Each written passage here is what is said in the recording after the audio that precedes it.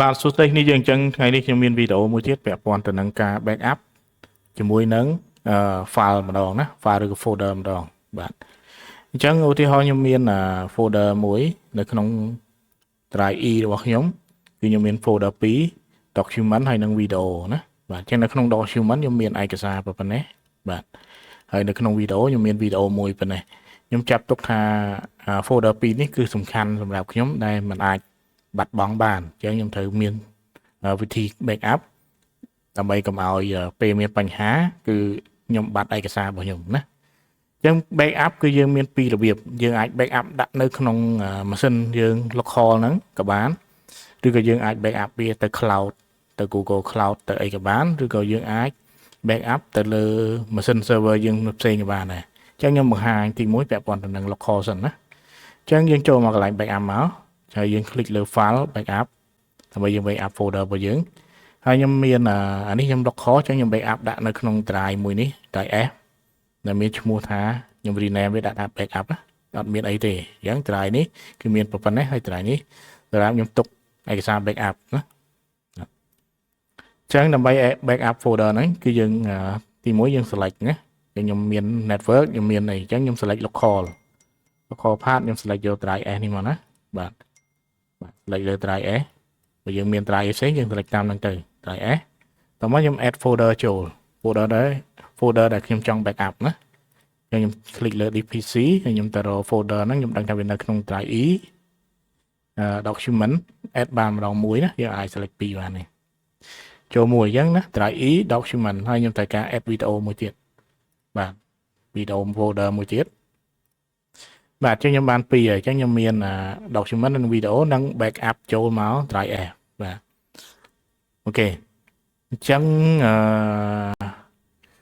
ខ្ញុំ start backup តែម្ដងណាបាទយើងគ្រាន់តែចុចចេះមកវាយើងចាំមក plate ណា file text អត់យូរមកនេះបាទអូខេអញ្ចឹងយើង finish ហើយមើល plate ទេណាបាទអញ្ចឹងខ្ញុំ finish មកបាទខ្ញុំបាន backup មួយទុកហើយអញ្ចឹងខ្ញុំចូលទៅមើល drive S ដែលខ្ញុំថាខ្ញុំ backup ទុកអញ្ចឹងវាបានបង្កើត folder មួយ auto អានេះតាមពិតយើងអាចកែឈ្មោះខ្លួនឯងបានណាអញ្ចឹងវាបង្កើតជា file គេហៅថា file image របស់វាមួយដែលមានទម្រង់ចេះណាជាតែមួយ file ទេតែវា backup ចេញមកពី folder នេះណាឥឡូវឧទាហរណ៍ថាខ្ញុំជ្រុលដៃលុបវាចោលលុបពីធុងសម្រាប់ឬក៏រូបអីអញ្ចឹងខ្ញុំ format ហ្មងទៅណា format drive E នឹងចោលហ្មងណាឧទាហរណ៍ច្រឡំដៃអីចឹងណាបាទ format ចោលចុចចុះឡើងច្រឡំអីចឹងណាបាទអញ្ចឹង format complete បាទខ្ញុំចូលទៅមើលគឺអស់លីងហើយឯកសារខ្ញុំអស់បាទនៅក្នុងធុងសម្រាមក៏អត់មានដែរព្រោះ format គឺទៅហើយណាបាទតែចែកដល់អីខ្ញុំបាន backup ទុកណាអញ្ចឹងពេលដែលខ្ញុំដឹងថាវាមានបញ្ហាភ្លាមខ្ញុំអាច restore មកភ្លាមណាបាទតែដើម្បី restore យើងគ្រាន់តែចុចមកកន្លែង backup របស់យើងមកណាឬក៏យើងចូលមកកន្លែងនេះវាមានពីររបៀបណាអាច select file image ដែលយើង backup ទុកនៅក្នុង folder drive S នេះបាទយើង folder នេះហើយយើង select file ហ្នឹងក៏បានបើយើងលឿនយើងអាច select កន្លែង schedule វាកន្លែងនេះគ្រាន់តែចុចកន្លែងនេះមកហើយយើងយក restore មកបានហើយណាហើយយើងឲ្យវាទៅទុកនៅ drive E នឹងវិញបាទ select drive E នឹងវិញមកបាទអញ្ចឹងយើងយកមាន option នេះ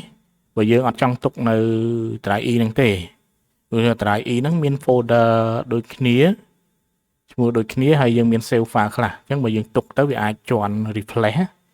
ករណីហ្នឹងយើងយកដាក់កន្លែងផ្សេងសិនហ្នឹងណាបើមិនជាយើងមាន file នៅ drive E ហ្នឹងខ្លះហើយតែបើតទេស្អាតដូចមិញយើង format ទេអញ្ចឹងឲ្យវាទៅ original location វាវិញទៅវាអត់ជន់ទេព្រោះនៅហ្នឹងវាអត់មាន file ណា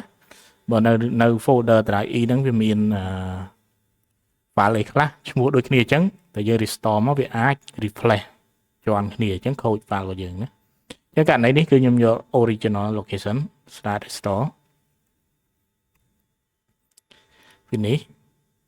បាទអញ្ចឹងខ្ញុំចូលទៅមើលឯកសាររបស់ខ្ញុំនៅ drive E មកវិញទេបាទគឺមកវិញគ្រប់ទាំងអស់ណាបាទមានទាំងវីដេអូអីគឺខ្ញុំបើកចេញធម្មតាបាទហើយហ្នឹងហើយមួយទៀតយើង backup ទៅលើ network វិញម្ដងណាលើទីខ្ញុំ clear នេះចោល rồi rồi nhảy bạn hay nhầm click ở về delete backup đi chào đó chẳng nhầm lục từng folder backup đi chào tiếp tại cái sàn này nhưng mà toàn lục tế nhầm tục chẳng hạn bạn ok chẳng mà thi tiết cứ dương backup từ cả network mình chẳng nơi computer kháng cài của nhóm bạn ní cứ computer môi tiết nơi kháng cài của nhóm miền là tại y muối nhưng bạn và cả folder muối một tháng backup đấy hayនៅក្នុង folder ខាងក្រៅរបស់ខ្ញុំហ្នឹងគឺខ្ញុំបាន share បាទបាន share វាណា click share ឡើយនេះហើយខ្ញុំដាក់ user មួយគឺ net user នៅក្នុងហ្នឹងឲ្យ permission change ហើយនឹង read ខ្ញុំអូខេអញ្ចឹងការងារខ្ញុំធ្វើតែប៉ុណ្្នឹងណាខ្ញុំនៅខាង computer ក្រៅគឺខ្ញុំបង្កើត folder ថ្មីតេស្អាតចេះមួយមកតោះមកខ្ញុំ share វាបាទរបៀប share គឺស្រួលទេគ្រាន់តែយើង property sharing advanced share tick share ឡើយនេះមួយមកហើយយើងបង្កើត user ទុកមក add user នឹងចូលហើយឲ្យ change permission ហើយនឹង read មកណាតែប៉ុណ្្នឹងបានហើយអញ្ចឹង IP នៅលើម៉ាស៊ីននេះខ្ញុំស្គាល់ហើយខ្ញុំមិនឆែកទេណាបាទអញ្ចឹងដើម្បីយើង backup ទៅទុកនៅម៉ាស៊ីនផ្សេងយើងអត់ទុកលើ local យើងទេគេលោកយើងច្រឡំដៃលុបចោលទាំងអស់ទៅវាមិនទៅទាំងអស់ណាអញ្ចឹងគេ recommend ឲ្យយើងទុកនៅផ្សេងយើងកុំទុកនៅកន្លែងដដែលហ្នឹងចឹងចូលដដែលហ្នឹងបាទបន្តមកទៀតយើងគ្រាន់តែដូរកន្លែងទីតាំងរបស់យើងមកណាចឹងអានេះមានស្រាប់យើងធ្លាប់selectណាចឹងបើយើងថ្មីអត់មានទេយើងចូលកន្លែងនេះណា add share or ណា device คลิกទាំងមកចឹងវា example ឲ្យយើងវាយចឹងណាបាទចឹងយើងវាយតាមគេមកបាទ IP address របស់ម៉ាស៊ីនខាងក្រៅរបស់ខ្ញុំណា 168.10.102 បាទហើយខ្ញុំចុចកន្លែងនេះមកបាទវានឹងទា user name ហើយនឹង password អញ្ចឹងខ្ញុំបាយមក net user password 1 2 3យើងមករៀននៅសាលាគឺយើងដឹងហើយ user ហ្នឹងណាខ្ញុំប្រើ share បាទអញ្ចឹងខ្ញុំមាន folder ច្រើនតែខ្ញុំយកនេះខ្ញុំឲ្យវា backup ទៅលើ folder មួយនេះដែលខ្ញុំតែបង្កើតថ្មីណាអូខេអញ្ចឹងប៉ុណ្ណឹងបានហើយអញ្ចឹងរាល់ file backup ពីម៉ាស៊ីននៅក្នុង VMware នេះវានឹងរុញទៅម៉ាស៊ីនខាងក្រៅរបស់ខ្ញុំ add folder ដដែលណា folder doc នឹងដដែលហើយ add មួយទៀត video នឹងដដែលបាទហើយខ្ញុំ start backup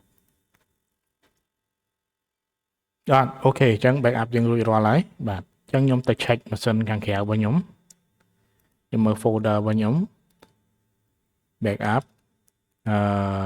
នេះបាទអញ្ចឹងខ្ញុំមាន file backup មួយដែលទំ backup ថ្មីគឺមានទំហំ30 MB ណាបាទចូលម៉ាស៊ីនខាងក្រៅរបស់ខ្ញុំខ្ញុំទៅ VMware វិញអញ្ចឹងនៅក្នុង VMware នៅពេលដែលខ្ញុំច្រឡំ format drive E នឹងចោលបាទ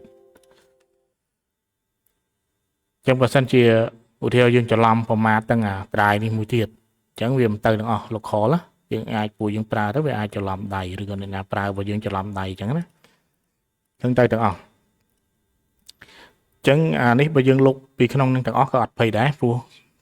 file backup យើងគឺយើងអាចបាន store នៅលើ local ទេយើង store នៅលើម៉ាស៊ីនមួយទៀតណាបាទជាម៉ាស៊ីន server ឬក៏ជា Synology អីទៅដែលយើងអត់ត្រូវប៉ះពាល់អីម៉ាស៊ីនហ្នឹងទេបាទចឹងតែ backup គឺជាប់ហើយគឺអត់មានណាទៅលុបបានទេចឹងខ្ញុំទៅ restore មកវិញខ្ញុំ click ដដែលមកចូលឡើង home នេះមកយើងមាន task មួយ restore បាទ drive E យើង next មក original location ដែរ finish